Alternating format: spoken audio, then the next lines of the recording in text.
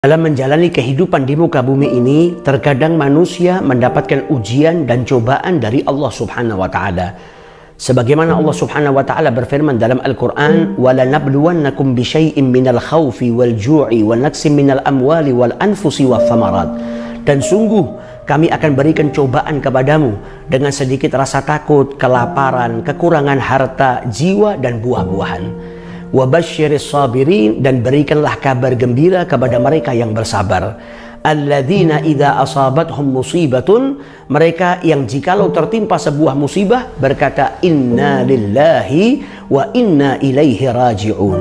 Ulaika alaihim salawatu min rabbihim wa rahmah. Mereka yang jikalau tertimpa musibah bersabar akan mendapatkan maghfirah dari Allah Subhanahu wa Ta'ala dan rahmat dari Allah Subhanahu wa Ta'ala. Wa ulaika humul muhtadun, dan mereka adalah orang-orang yang mendapat petunjuk. Nabi SAW bersabda dalam hadisnya, man yuridillahu bihi khaira yusib minhu. Barang siapa dikehendaki oleh Allah Subhanahu wa Ta'ala mendapat kebaikan, maka dia akan diuji. Bahkan para nabi dan para rasul, mereka juga mendapatkan ujian dari Allah Subhanahu wa Ta'ala. Justru mereka adalah orang-orang yang paling berat, paling besar mendapatkan ujian dari Allah Subhanahu wa Ta'ala. Sebagaimana sabda Rasul sallallahu alaihi wasallam, bahwasanya manusia yang paling besar mendapat ujian dari Allah Subhanahu wa Ta'ala adalah para nabi, kemudian orang-orang yang derajatnya setelah para nabi, dan kemudian orang-orang yang derajatnya setelahnya. Lihat bagaimana Nabi Ibrahim alaihissalatu wassalam yang mendapatkan ujian berat dari Allah Subhanahu wa Ta'ala diperintahkan untuk menyembelih putranya. Bagaimana dengan ujian Nabi Allah Ayyub alaihissalatu wassalam yang sakit dalam waktu yang cukup lama. Dan juga bagaimana ujian yang dialami oleh manusia yang paling mulia di muka bumi ini, yaitu junjungan Nabi besar kita Muhammad sallallahu alaihi wasallam. Beliau lahir dalam keadaan yatim. Di usianya yang masih kecil kehilangan ibunya. Kemudian di usia yang masih kecil pula kehilangan kakeknya. Nabi Muhammad di usia yang masih kecil sudah mendapatkan musibah yang besar, yaitu kehilangan orang-orang tercintanya.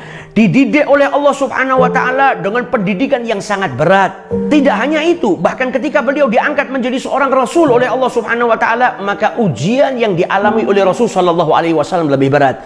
Beliau dimusuhin oleh kaumnya, beliau dicaci, dimaki, disakiti. Bahkan setelah menjadi nabi pun, beliau masih diuji oleh Allah Subhanahu wa Ta'ala dengan kehilangan orang-orang tercintanya. Sayyidah Khadijah wafat dan Nabi Muhammad masih hidup.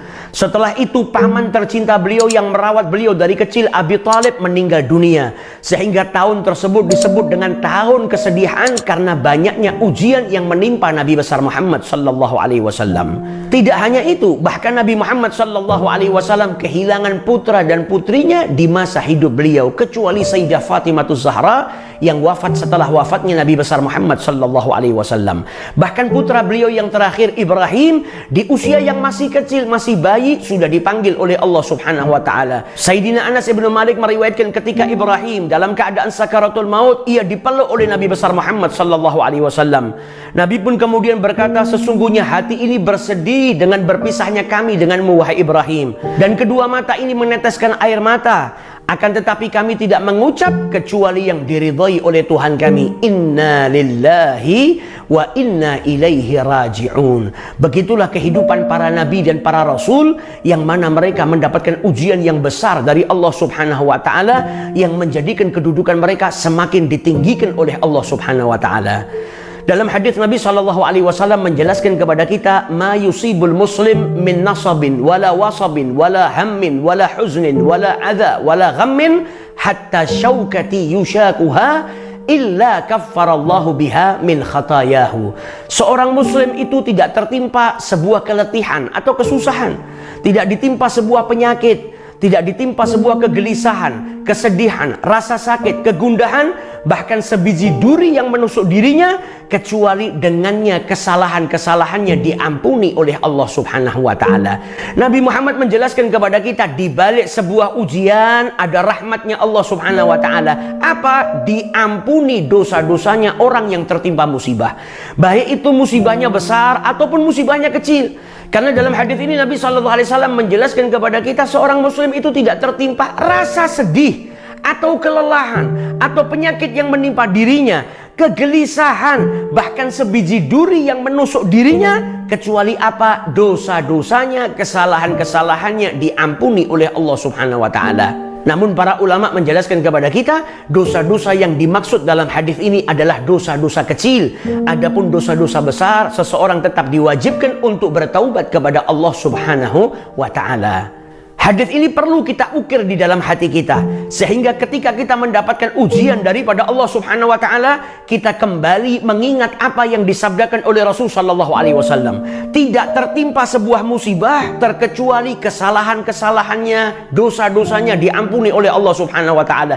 Tujuannya kita mengingat hadis ini saat kita tertimpa musibah agar kita lebih lapang dada dan bersabar atas musibah yang Allah turunkan kepada diri kita. Misal kita sedang diuji oleh Allah Subhanahu wa taala dengan rasa sakit yang menimpa tubuh kita. Entah itu kita sedang flu, sedang batuk, atau sedang pusing.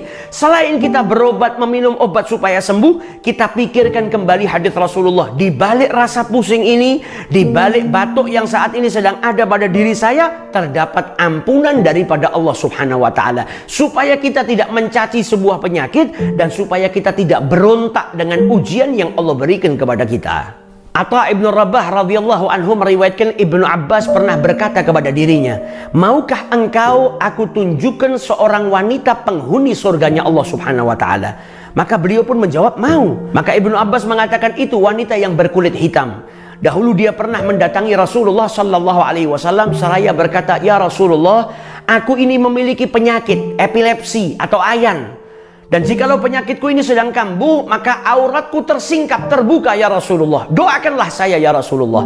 Dan Nabi Muhammad SAW memberikan dua pilihan kepada wanita tersebut. Jikalau engkau mau, maka aku akan berdoa kepada Allah Subhanahu wa taala meminta agar engkau diberikan kesembuhan oleh Allah.